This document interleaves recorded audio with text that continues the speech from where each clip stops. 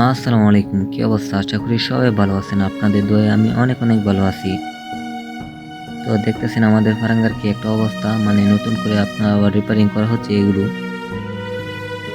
তো এটা দেখতেছেন আপনার কিছুদিন আগে লাগানো হয়েছে। এগুলা দিয়ে মূলত আপনার বৃষ্টির পানিগুলা আসা যাওয়া করে।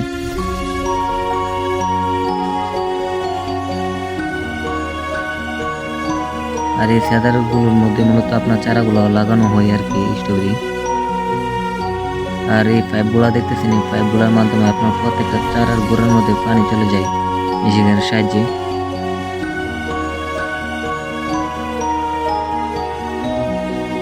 আর এটাও দেখাচ্ছে, মানে দেখেন প্রত্যেকটা পাইপের মধ্যে ছাদা রয়েছে।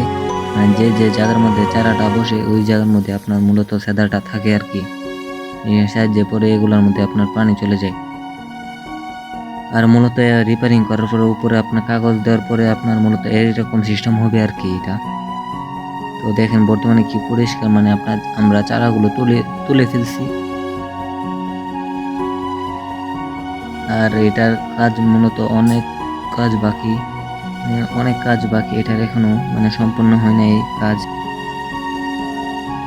তো চলেন আরেকটি পারাঙ্গা দেখাই আপনার অন্য জায়গার অন্য মালিকের আর কি। দেখেন ওদের মানে চারা তুলছে ঠিকই, কিন্তু গোড়া রয়ে গেছে গা, আমাদের এখানে অব্দি গোড়া ছিল না। আমরা একবারে তুলে ফেলছি আর ওরা এটা আবার পরবর্তীতে তুলবে। তো পারাঙ্গা মূলত আপনার আমাদের যে কাজটি রয়েছে এই কাজ সম্পূর্ণ হয়ে সারলে এরকম তৈরি হবে, মানে এটা দিয়ে আপনার বৃষ্টির যে পানিগুলা এই পানিগুলা আপনার নিচে পড়ে যাবে।